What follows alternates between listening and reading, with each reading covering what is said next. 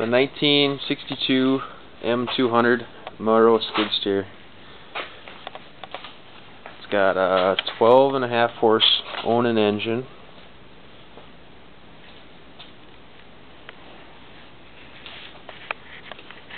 All clutch machine, not hydrostatic.